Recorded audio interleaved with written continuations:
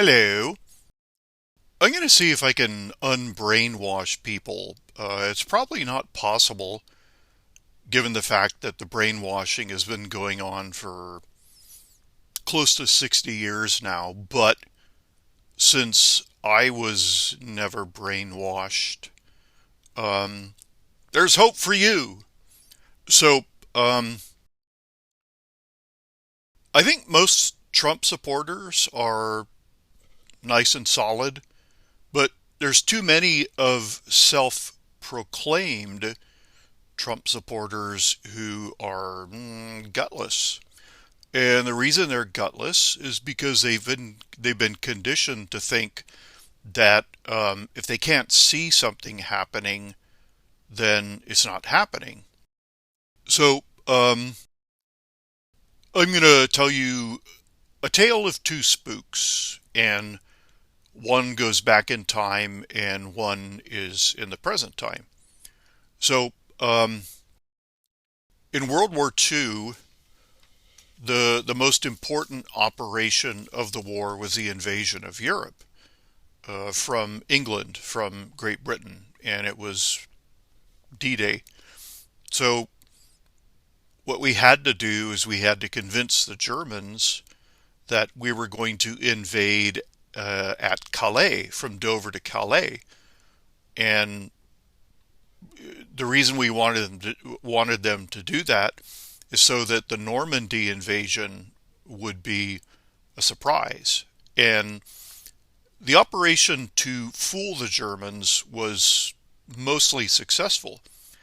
And a lot of that was due to the work of a Spanish double agent whose code name was Garbo. And Garbo Garbo convinced the Germans that we were going to invade at Calais. And what we did in order to fool the Germans was we created a fake army called the First United States Army Group, or FUSAG, and it was commanded by George S. Patton. We gave it an insignia, and we created dummy tanks and dummy aircraft and dummy landing craft, and we created dummy barracks, and we sent out dummy radio traffic, and at night trucks would go through the countryside broadcasting the sound effects of orders being given, exercises, tank treads, all of that. And the it mostly worked. About the only guy who was convinced that we were actually going to invade at Normandy was Erwin Rommel, the famous Desert Fox. And he was sure that we were going to go for Normandy, but Hitler said, "No, what are you, stupid?" So we landed on Normandy June 6, 1944, and Hitler was sleeping. So when the invasion started, Hitler had standing orders that he must never be woken for any reason.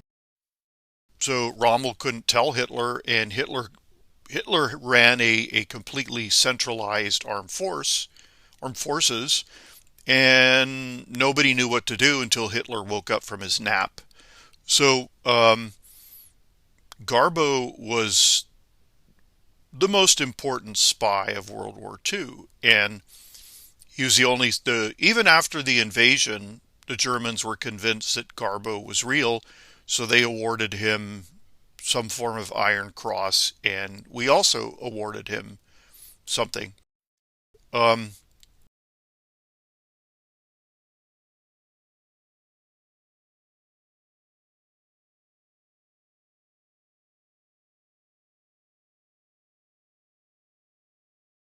and then he moved to Lagunitas, Venezuela, where I met him. I don't know if he used his real name, which was Juan Pujol Garcia. Now, I grew up speaking Spanish, but I'm not going to say Juan Pujol Garcia. I find it really obnoxious when people do that because if you're going to do that, then you have to say, instead of Berlin, you have to say Berlin, and instead of Tokyo, you have to say Tokyo. So where does it all end? Should we start referring to countries by their names in their own languages? You know, I don't know. Who the heck knows how the Chinese pronounce things? And Mandarin has four tones, and Cantonese has seven tones. So it's like, the there's a famous thing that if you say ma in Beijing, um, each ma has a different tone, and I think it's a question: does mother feed the horse or something like that? And so again, where does it all end? But anyway, I broke my arm in Venezuela, and I was in a cast, and then they had to re-break the bone and put on another cast, and I had to go to Miami, Florida for both times, and then I was in a cast for so long that my arm wouldn't move, so I had to go to Lagunitas in order to bathe my arm in a warm bath that had I can't remember what it's called. It's the hot water is circulating, and you have to move your arm. And Venezuelans, being Venezuelans, they thought it was funny to tease me because by that time I'd gotten fat, and I was very self-conscious about my weight. But they made me take off my shirt. I was wearing a short sleeve shirt, and I said I can just roll up the sleeve. And they said, no, no, no, you have to take off your shirt. So I had to take off my shirt and sit there, and every adult that walked by would call me fatso, in Spanish. Um, Move that arm, fatso. Come on, fatso. Work harder, fatso. Doctors, nurses, everybody. And it was terrible. I had to go 3 times a week and get called fatso. So I was doing really badly, and so my mother took me to a toy store in Lagunitas, and I sort of moped my way in, and the guy who owned the toy store, all the toys were hanging from the ceiling, which is really brilliant. It wasn't actually a toy store only; it was a toy and stationery store. So he had all the stationery on the shelves, and the toys were hanging from the ceiling. So it's like two stores in one. And so I came in, and this guy immediately said in the strangest Spanish I'd ever heard, what's wrong? And he called me son. What's wrong, son? And there was just something about him. This was Garbo the spy, and I just poured out my heart to him, and I just said, I broke my arm, and now my arm is useless, and I gained all this weight, and I have to go to the clinic 3 times a week, and they always tease me about being fat, and I just hate it. So he knelt down in front of me, and he put his hands on my shoulders, and he said, I know things are really hard right now, but they're not going to be hard forever. Um, so if you could find the strength to simply keep going, I promise you that life is going to improve. Believe me, life will improve. And I did believe him. Then he hugged me, and he asked me, well, he asked me which toy I wanted, and so there was this really fascinating space tank, and it was a tin plate toy space tank, and it had a monster under it. And so what would happen is the tank would roll along, and then the it ran by a clockwork inside. It was battery. I think it was battery powered. Yeah, and this clockwork device would push down a lever, and this flat monster would come up, and it was propped up on the back, so it formed like a tripod, and it looked like the monster was holding the holding the space tank over its head, and then it would drop forward, and then the space tank would move along, and the same thing would happen. So it was really weird, really, and it looked just like this space tank and this monster, um, but I've never been able to find that toy. So, he got it down for me, and he said, "It's free, it's my gift to you."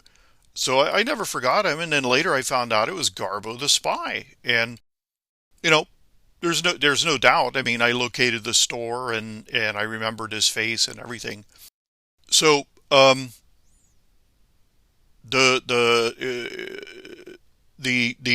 intelligence or the deception operation to fool the Nazis was called Operation Bodyguard. Nobody knew it was happening. They knew because there were so many Americans in Britain that we were going to invade, but you know, um, nobody ran going, "When are you gonna do it? Why aren't you doing anything? Why don't I see anything happening? Why don't?" And behind the scenes, not only were we preparing for the real invasion, we were carrying off one of the greatest strategic deceptions in history. So just because you don't see something happening does not mean that it's not happening. Capiche? So, the second spook is Ezra Cohen-Watnik, who today serves as the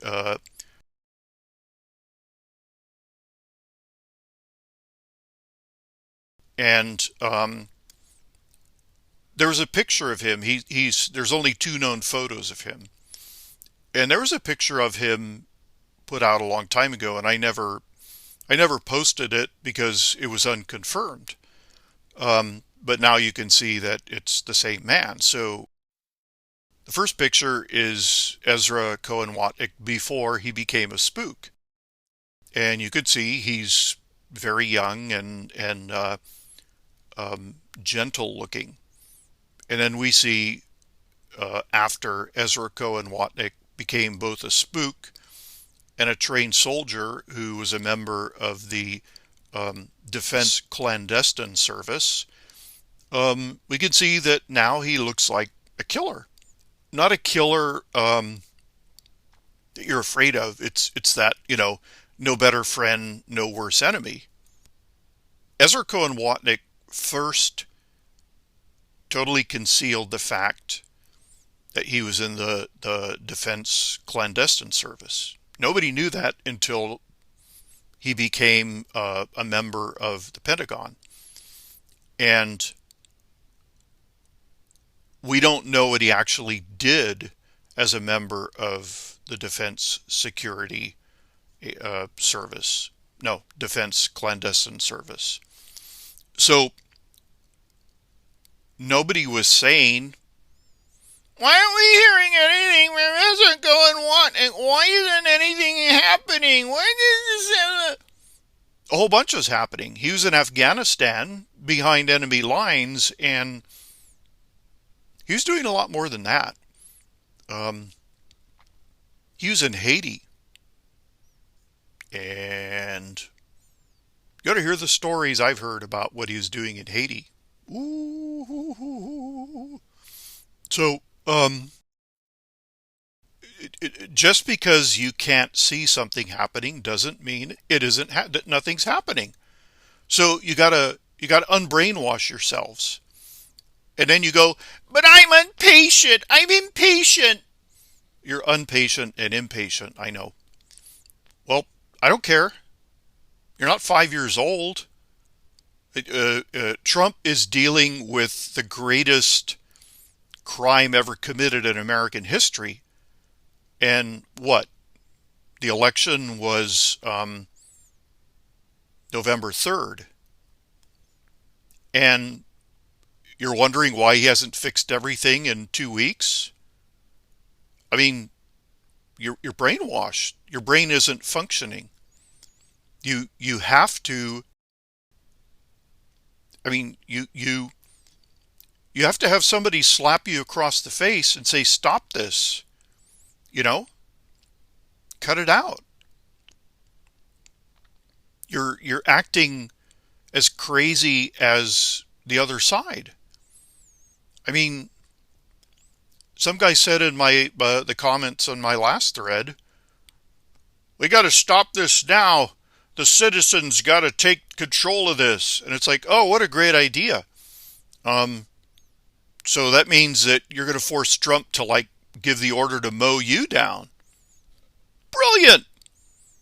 How about you just shut up and wait to see what happens? And you got to stop sending me stuff saying, what are your thoughts on this and what are your thoughts on that? I don't have any thoughts on anything right now, okay? I'm not like you. So I'm waiting to see what happens. I'm not going to predict anything other than the fact that Trump is going to be sworn in on January 20th. That's a certainty. Everything you're reading now is irrelevant because it has no bearing on what Trump is doing behind the scenes and what he's done behind the scenes. I've heard Giuliani go on Fox News with Bartolomo, and he's speaking entirely about legal matters, and what he's saying is, I'm sure, real, but we need a knockout blow for all of this, and we're going to get it. I mean, we're going to get it. That's why Trump cleaned house at the Pentagon. Is the knockout blow is coming, and invading Europe was a knockout blow. So, what you want is for Trump to come out and give you those old breadcrumbs or drops or whatever they're called, so he can go, hey, go hunting. Look up this phrase. Think water. Oh my God, I figured it out. We're 99%, we're 75% water, just like the planet. So that means we're going to take over the planet. My God, I'm brilliant. Trump doesn't operate that way. He's not going to give you any hints. He'd be an idiot to give you hints other than to say, as he did, I think today, Joe Biden he said, I'm not going anywhere. Joe Biden didn't win. Now, earlier Trump tweeted that the only reason Biden won was, and then he listed all the reasons why Biden's win was illegitimate. And so the press said, aha, he's conceding that Biden won. And it's like, hello? I mean, what you guys did was you redacted every single thing in that tweet except for the first two words, Biden won. And then you said, see, even Trump knows Biden won. And they're ignoring the fact that Trump said Biden won because of a completely dishonest process. So, I mean, this is madness, and you really do not want to be like the other side. The other side is, they can't come back from this. They can't come back from this. And the reason they're all piling on is that they're all being threatened, they're all being blackmailed, they're all being bribed. And you can't threaten, blackmail, or bribe those of us who have no dirt in our background and have nothing to fear, who aren't afraid. I saw some poor guy on Twitter say, Twitter's cutting off my viewers. It's really scary. And it was like, that's scary to you? Not Twitter. YouTube.